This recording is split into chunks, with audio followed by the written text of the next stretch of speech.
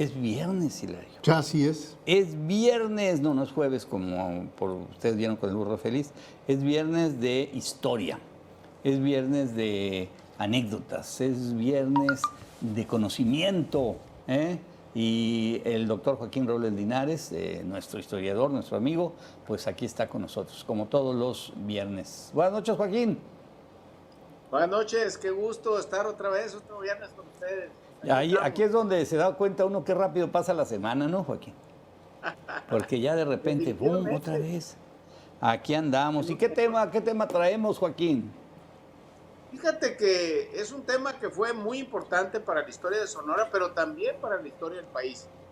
El 23 de abril de 1920 se redactó y se promulgó el Plan de Agua Prieta.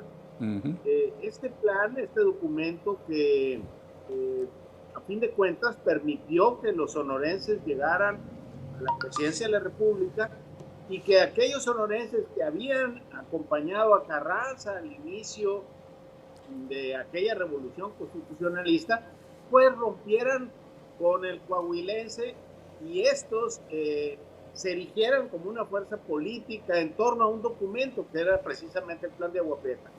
Este fue leído y además divulgado a nivel nacional por Plutarco Elías Calles. Hay que recordar que el general Obregón se encontraba en Guerrero, había salido disfrazado de ferrocarrilero de la Ciudad de México porque lo habían querido apresar, desde allá les da el apoyo, y este plan hizo que se aglutinaran en torno al sonorense y a los sonorenses distintos estados. A fin de cuentas, este documento fue el testimonio de aquellos revolucionarios para poder disputarle el poder a Carranza, ya que Carranza tenía un candidato propio, otro sonorense, que era el ingeniero Ignacio Bonilla, pero que no tenía ni la dimensión, ni había tenido esa experiencia de fuego y combate que habían tenido estos revolucionarios. El plan fue un éxito desde el punto de vista político porque se le fueron uniendo estados y fueron debilitando al presidente Carranza a tal grado que los primeros días de mayo tiene que tomar un tren y arriba del tren subir prácticamente a todo el gobierno federal, incluyendo máquinas de escribir, archiveros, todo, y con los días el tren prácticamente se detiene en la estación Aljibes, cerca de la Ciudad de México, ya en Puebla, y ahí toma un caballo Carranza junto con otros decenas de seguidores, se sube a la Sierra Fría de Puebla y será muerto a los días, asesinado en Tlaxcalaltongo. Todo esto fue detonado precisamente por este Plan de Agua Prieta, que fue firmado por muchísimas personalidades, no nomás militares, comerciantes, en fin, ganaderos, hasta periodistas como José Santiago Gili, está estampada su firma ahí, dándole el apoyo. Hay que recordar que Adolfo de la Huerta gobernaba el estado y tenía pues control político, pero además grandes simpatías en diferentes sectores de la población. Hay un antecedente que me gustaría explicar un poco que da origen a este plan. Cuando se viene esta diferencia de visión de lo que debía ser el país, en el caso de Venustiano Carranza, que era un hombre pues, de decisión y además, como decía un amigo coahuilense, tosudo, terco, un hombre que no le entraban los consejos. Decía un amigo cercano que don Venustiano era tan duro que no le entraba ni el hacha. Así lo describía, precisamente con esa terquedad. Bueno, Venustiano Carranza, al momento de tener esa tensión, esa relación tan tirante con Sonora, decide federalizar las aguas del río Sonora, precisamente para debilitar políticamente a este grupo de militares sonorenses revolucionarios, pero también para quitarles recursos, ya que las avenidas extraordinarias de esos pueblos del río Sonora tenían, los pequeños pueblos gozaban de cierta independencia económica y de ahí tomaban recursos. Al quitarle a Carranza esas posibilidades a los pueblos, los ahorcaba financieramente y la medida provocó unas molestias enormes entre los pueblos y la antipatía por el gobierno federal, tomando en cuenta que Sonora tenía siempre una relación tirante con el centro. Esto a medida que provocó Carranza en su afán de debilitar al grupo de sonorenses, a fin de cuentas se le fue en contra precisamente ¿por qué? Porque lastimó a los pequeños municipios que vivían en la ribera del río Sonora, tomando en cuenta que el río Sonora no desemboca en el mar. Ese era el argumento de Adolfo de la Huerta. Le dijo que usted está federalizando un río que nace y muere en Sonora. No cruza estados, ni tampoco hay una desembocadura, ni un estero, ni llega al mar. Y entonces fue una de las cosas que tensionaron y que terminaron por romper esa relación. Y a fin de cuentas, Adolfo de la Huerta rompe el pacto federal, rompe con Carranza, se vienen las hostilidades y don Venustiano, ya un hombre debilitado políticamente, las simpatías se habían ido del lado de los revolucionarios y particularmente de Obregón, termina entregando la plaza, yéndose a la Ciudad de México y lo más grave, perdiendo la vida aquellos días de mayo de 1920. Y después de este plan, llegará a la presidencia de forma interina por 6 meses Adolfo de la Huerta, que hizo un papel como presidente muy interesante, donde reorganizó las finanzas, acaba con aquellas diferencias, hace una labor de filigrana política muy valiosa, que a fin de cuentas se le reconoce con el tiempo. Este 23 de abril se cumplió un año más precisamente del plan de Agua Prieta, que a fin de cuentas es el documento que le da la llegada a aquellos revolucionarios sonorenses a la presidencia de la República. Hay que recordar que el grupo de sonorenses dura de 1920 hasta 1936, que rompe con Cárdenas y Calles, ex expulsado del país, y desde ahí se acaba la hegemonía precisamente de este grupo Sonora que había llegado a la presidencia a través de este documento. Oye, pero pues siempre fueron algunos años, ¿no? O sea, por eso sí, como que dicen ya no se lo quieren dar, ya no le quieren dar a los sonorenses esa oportunidad.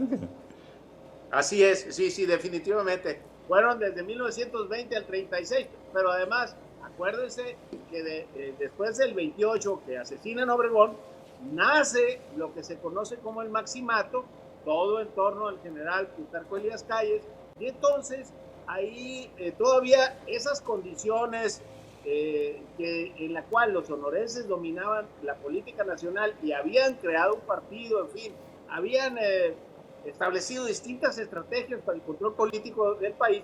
Bueno, llega un momento en que se hace asfixiante esa tutela de Plutarco Elías Calles y Cárdenas rompe en un acto muy valiente, porque hay que recordar que Cárdenas era un hombre joven y que había crecido al amparo de Calles desde 1915, que se había venido a Sonora, y desde aquí había construido una relación con Calles, no nomás de subordinado.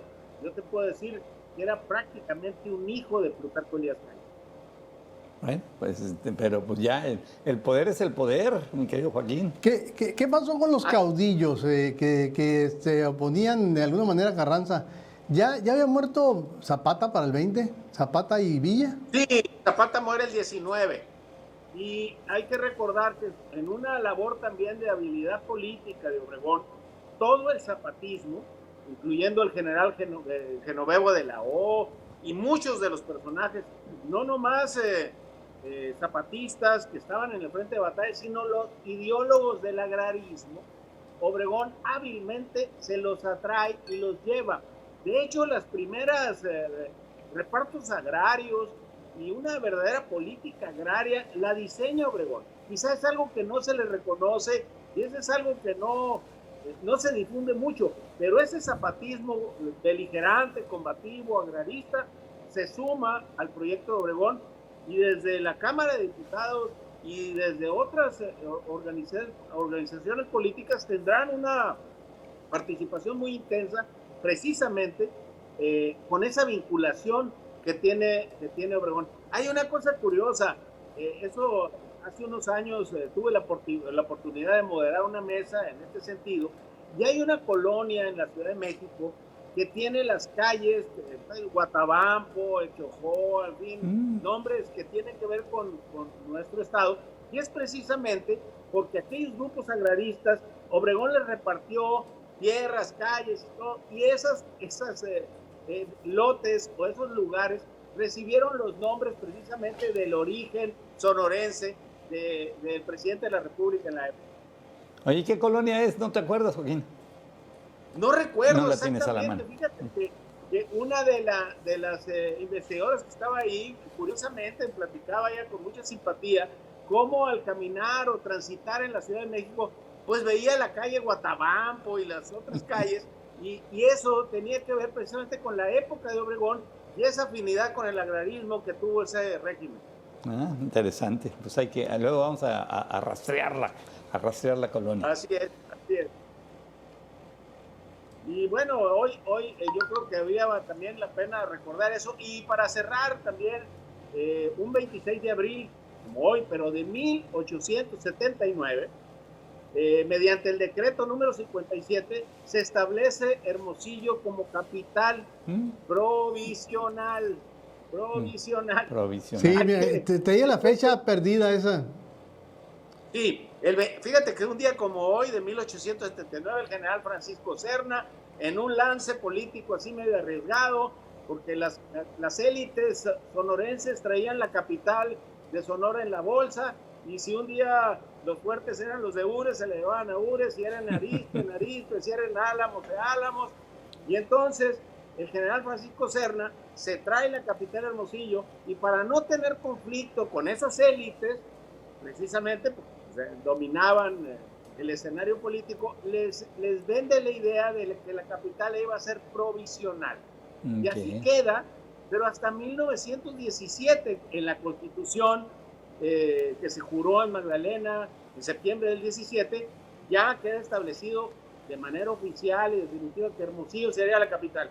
Y eso era en función de aquellas élites del siglo XIX que incidían en la administración y en las decisiones de un gobierno. Y a fin de cuentas, el general Serna hábilmente les vende la idea que era provisional, pero esa provisionalidad duró hasta que esas cabezas de las élites fueron desapareciendo. Entonces, las capitales que tuvo Sonora fueron Álamos, Ures, Arizpe. Cuando fue el estado, fue las Provincias Unidas del Occidente, también fue el fuerte. El fuerte también, ¿no? Pero el Sonora, fuerte, sí, pero Sonora como estado... Como Sonora fueron Álamos, Tepitic, Hermosillo, Arizpe y Ures. En distintos momentos, ¿no? Claro. Porque, por ejemplo, si la política local combinada con la nacional, Manuel María Gándara tenía grandes posibilidades y además tenía los recursos y se entendía con Santana y todo, bueno, se llevaba la capital a Ures. Pero si, por ejemplo, el general Pesqueira resulta que le ganó a los otros y que tenía, bueno, se llevaba la capital a Arizpe o se la llevaba a otra, o si no, los de Álamos ganaban. Entonces esa migración de la capital duró casi todo el siglo, hasta que el general Francisco Serna decide, por muchos motivos, establecerla aquí.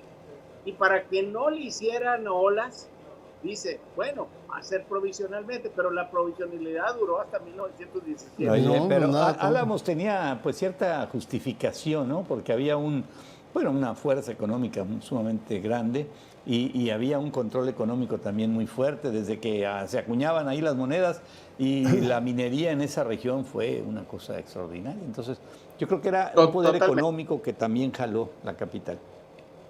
Totalmente. Casi toda la decisión de que la capital estuviera en un lugar dependía de eso, Víctor, de las relaciones político-económicas de las élites. Pues bueno, yo les siempre platico que las instituciones en esta región, en Sonora, eran muy débiles. Los gobiernos, incluyendo la iglesia, eran instituciones muy débiles por la lejanía, por la soledad, por la extensión del territorio. Entonces, los mismos sonorenses sufragaban muchos de los gastos y obviamente habilitaban a los gobiernos y el que paga manda. Claro. Entonces, claro. y si una almada que tenía muchos recursos decía, yo quiero la capital en Álamos y yo voy a, bueno, pues ya ponen Álamos, ¿no? Claro, llévatela. Oye, nada que ver con la historia de los asentamientos humanos en el planeta Tierra, ¿no? Siempre al lado de los ríos, al lado del agua, que era pues, realmente con lo que podías vivir. Pero imagínate aquí, ¿dónde te ibas a instalar? ¿Estaba el río Sonora? No, el río. Sí, pero sí corría, ¿eh? El río Sonora sí corría sí. y se le pegaba el San Miguel, pues acuérdate. Órale, y corría todo el año. Sí. Corría casi todo el año, tenía escurrimientos. Y obviamente era una población reducida, ¿no? Era una población muy reducida. Las crónicas que dicen es que era un calor terrible, las condiciones eran, no lo podías comparar, por ejemplo, con Arizpe, que está a 1600 metros sobre el nivel del mar. O sea, las condiciones para vivir son mejores. Oye, Joaquín, ¿y el tren cuándo se establece? ¿Qué es cuando se define? Un minutito. El tren, había muchos proyectos durante el siglo XIX, muchos fracasaron económicamente, pero a raíz, en 1880, el tren se establece. Y uno de los factores fue, precisamente, cruzar la ruta por Hermosillo, porque era incosteable subirlo a la sierra. Claro. Bueno, pues muy bien. Joaquín, muchísimas gracias. No, gracias a ustedes. La historia continuará, ¿eh? Oye, que tengas buen fin de semana, Joaquín, que la pases a toda. Que la pases muy bien. Y Dios mediante, nos veríamos el próximo viernes. Cómo no, con mucho gusto. Espero estar aquí con ustedes. Órale, muchas gracias a todos. No, gracias a ti. El doctor Joaquín Robles Linares, nuestro historiador de cabecera y además, híjole, es que Joaquín platica la historia de una manera súper amena y agradable. Así deberían de ser los maestros de historia en las escuelas. Fíjate que yo tuve maestro de historia así muy entretenido. Sí, es que así deben de ser, o sea, contarte la historia que quieras saber más de ella, que quieras saber más, y el mitote en torno a la historia, ¿no? Que eso es parte de lo sabroso. Muy bien, estamos aquí en Entre Todos Digital.